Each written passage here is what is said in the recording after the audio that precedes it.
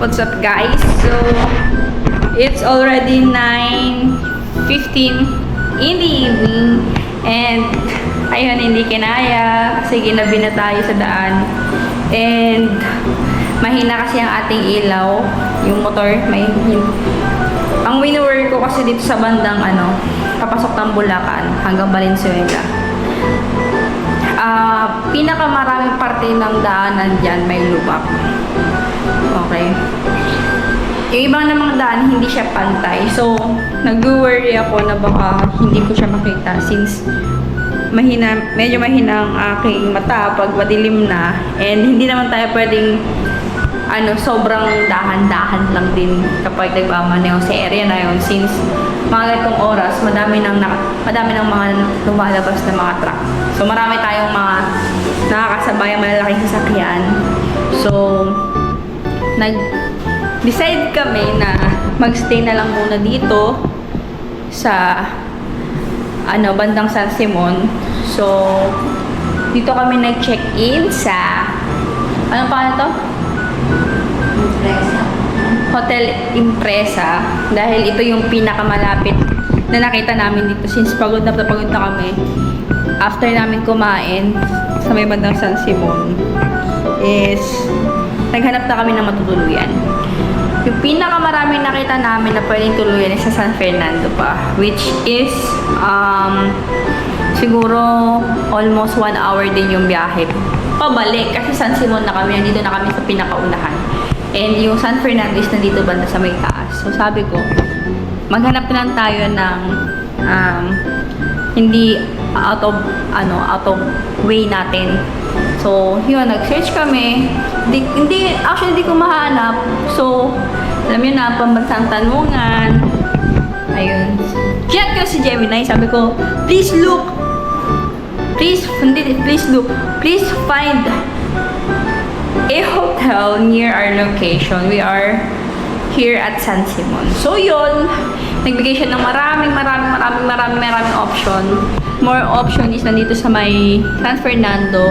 And nag-iisa lang actually yung pinaka binigay niya dito sa area, which is itong ang Hotel Impresa. So, check namin, kinol namin yung number na nakalagay. And then, yun, nag-inquire kami. And sabi namin, pwede naman na yung rate. So, sige, grab na natin ito. Kaysa naman i-risk namin yung aming lives, diba? And, kaya ko. Pero, syempre, diba, pagod na rin. Simula kahapon pa tayo, guys, nag-drive. So, kailangan nating mapagpahinga, makapag-consume dahil kailangan magpahinga ng ating isip at ng ating katawan dahil masakit na rin ng ating braso-braso. So, yun,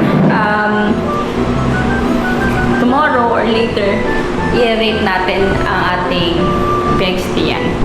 So, yun, we're going to ready muna, ha? Dahil, good night!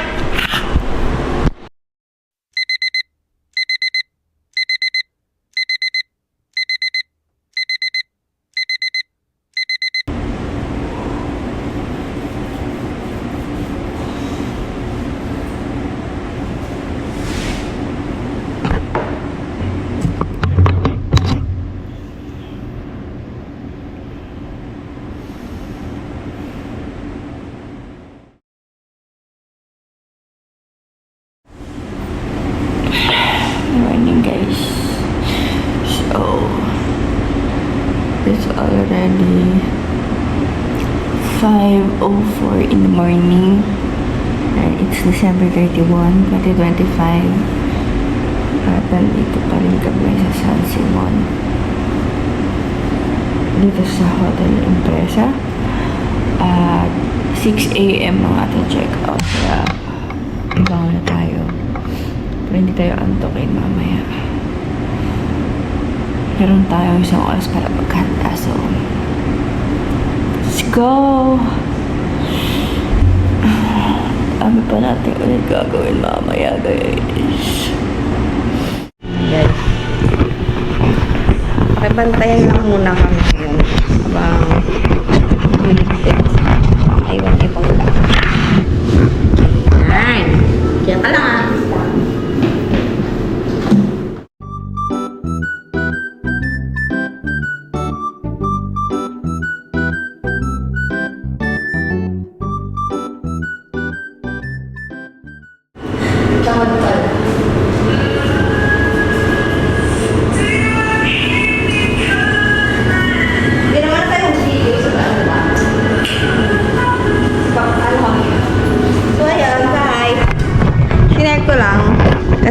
nakapag-share si manager. Busy siya. Like, super busy. Pero okay naman. Kompleto sila sa sabon, shampoo. Check out na kami. See you again later, I guess, before New Year. Pakita namin kung paano magbagong taon sa apartment ang mga minimum wages people. Wala na kami. Paano ba ito patayin? Like how? Wala kasi kaming aircon sa bahay. Kaya ako patay. Yan! Patay na yan. Bye guys! See you later again.